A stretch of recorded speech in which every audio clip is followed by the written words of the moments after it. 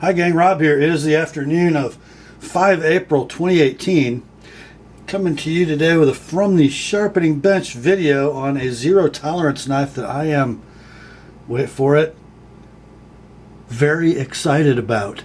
Yeah, a zero tolerance knife that I am very excited about. You're looking at it in front of the camera along with its model.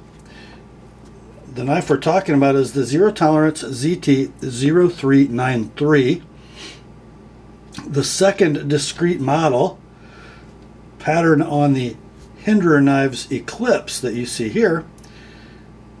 As you can tell, the envelope of those two knives very similar in shape. Let's get the Hinderer out of the way for a second. We'll compare its similarities and differences a little later, but the 393, as I said, is the second model patterned after the Eklipse. The first being the ZT0392. Now the 392, I think, has come in 7 different versions, different blade shapes, different finishes. I believe all of them are all titanium handles, so equal thickness titanium slabs on both lock side and show side of the frame. And most of them, if not all, I think there might have been one regular production 392, but the rest all classified as ZT factory customs. So the 392, you have to love a lot to buy one, because they sold new for between $350 and $400.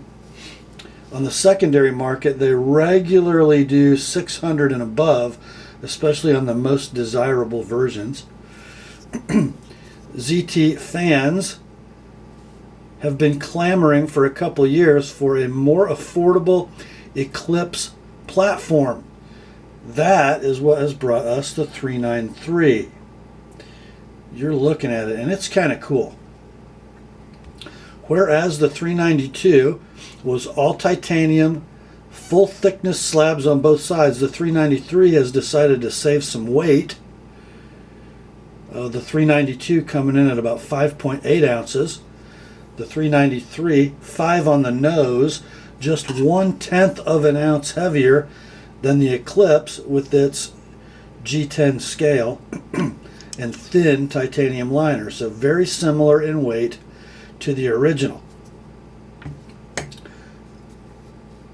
And then overlaid on top of those thinner titanium frame slabs, we have a very interesting piece of G10 on both sides.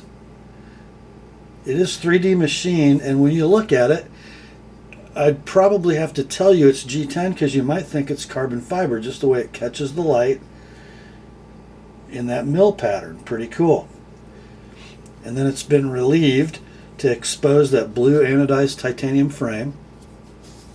Now, handle thickness, 540 thousandths outside to outside, which is the same as the 392 and the same as the Eklipse. But at the edges, this frame is thinner, only 3/8 of an inch, about 375. Now, in hand, you notice that thinness, but I'm not going to say it's in a bad way. Just as your fingers wrap around it, it feels a little thinner, especially at the bottom side of the handle. Not uncomfortably so. It just is. So some aesthetic and mechanical, physical dimension differences between this and the 392 to be sure, but the main difference is price point. These knives are map priced at about $240, I believe, compared to, I think, the least expensive 392 was $350. Most of them come in at $400-ish. Let's talk about some of the hardware on this knife before we get into the blade and handle specifics. The clip is pure Eklipse. I believe that is a Hinderer clip. It appears to be black DLC coated on the 393. The Hinderer clip on this Eklipse is it's a working finish, I guess we would call that. but it is the same clip. On the ZT, however, we are going to be tip up right or left hand positionable, whereas on the Hinder Eklipse, it's tip up or down right hand only. A much better clip positioning choice, I think, on the 393. It does give us a 1 screw fill tab for the slot you're not using.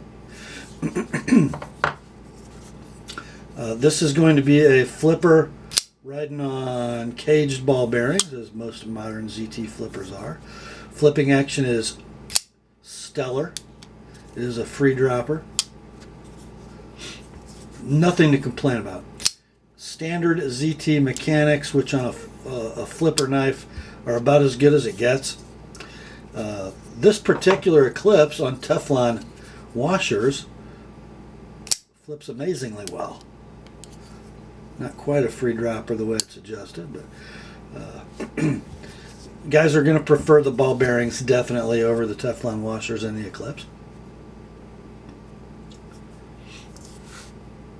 Pivot a little different on the 393 than some of the other ZT hinders. We have a hex nut captured in that G10 on the female side, and then a T8 Torx screw on the male side, a little different than the Hinder pivot.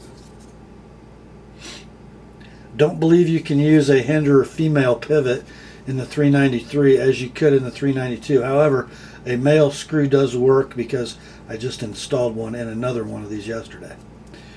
It is a little long, however, for the 393 female pivot. And it's also going to be very tight in the opening in the G10 for the head.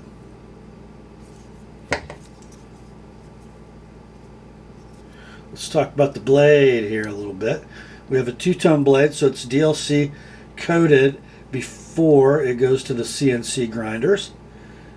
And we have, I guess, ZT's interpretation of the Hinder Sponto grind, which is kind of interesting, I guess.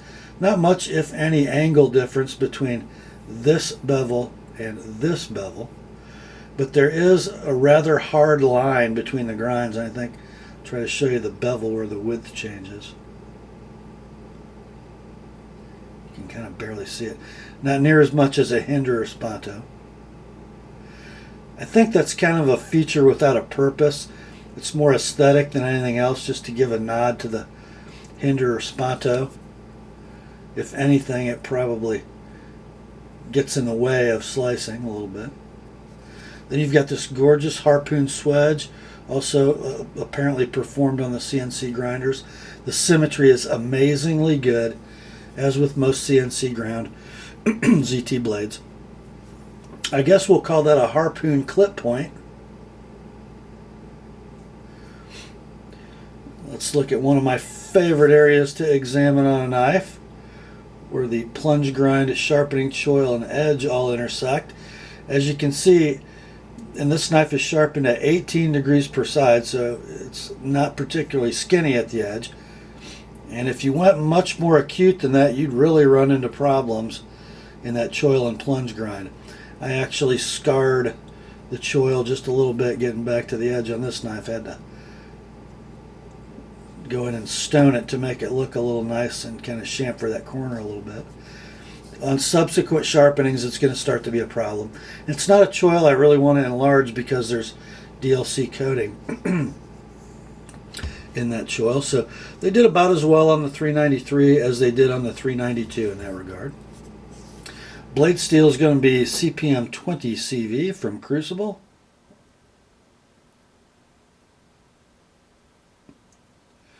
A plenty good steel. We've talked about this before. Basically the same chemical recipe as Böhler M390 and Carpenter CTS 204P, but it is sort of a step back in powdered metal technology. It tends to be a little chippier than those other two. About the same wear resistance in my experience. Takes a pretty good polish, maybe not quite as good as M390. It definitely do get sharp.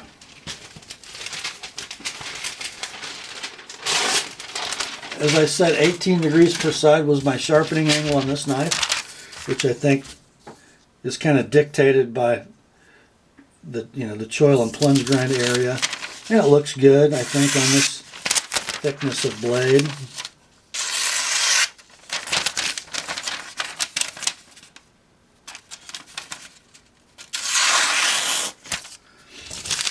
Yeah.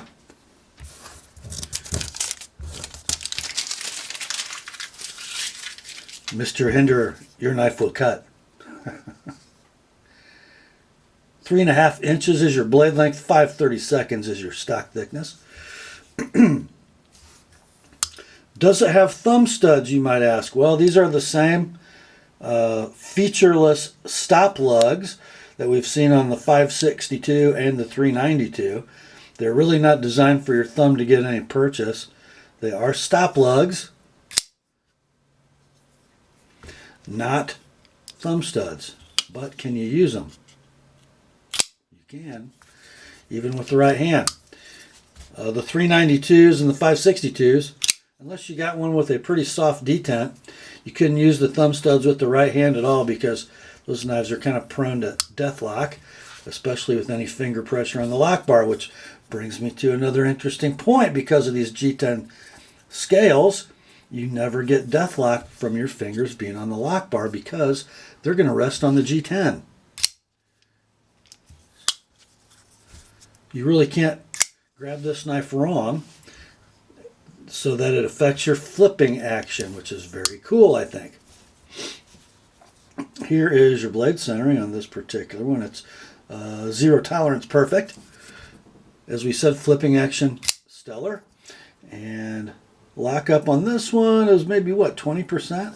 Super robust. It's got a stainless steel lock bar insert, as most or all modern ZTs do.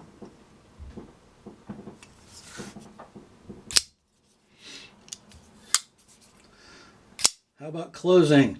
If I put my thumb in a natural position on the lock bar and bring the flipper tab against my thumbnail, am I past the detent ball? You bet. No double clutch required. That is a good thing. See how it works with the left hand. Same. That's all good, guys. No death lock, no double clutch on the detent ball when closing. They kind of dialed it in. So we're talking about on the fringes of ergonomics here, aren't we? So let's talk about those, because I believe that the Eklipse handle is an ergonomic masterpiece, at least in the saber grip.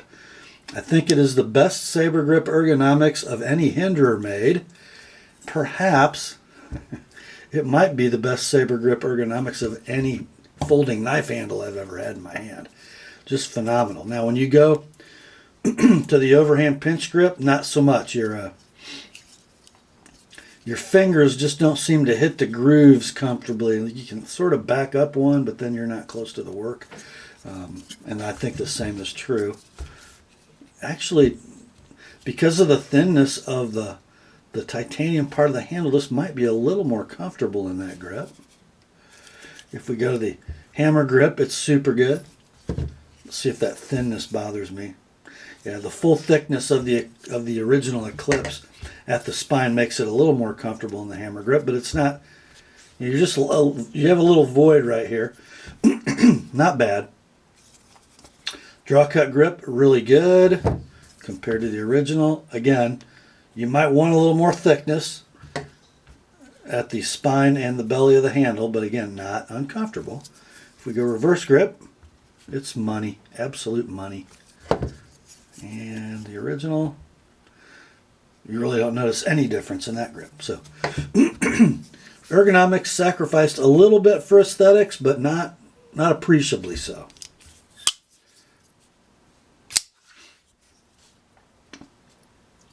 How about appearance? I love the two-tone with that grinder satin. I love the blue anodized frame, and I love these G10 panels. This is sort of a thing that's going to be dictated by your own personal taste, whether you like the hourglass shape of that scale. Sometimes ZT tries to make their knives kind of original in styling and aesthetics, and they just wreck it. This time I don't think they did. They didn't go over the top. It's a knife that's special. It doesn't look like anything else, but it doesn't look ridiculous either. Just really, really nicely done. A full-size knife at 3.5 inches with a 4 3/4 handle, but only 5 ounces, just barely 5 ounces, and super well made and darn good looking.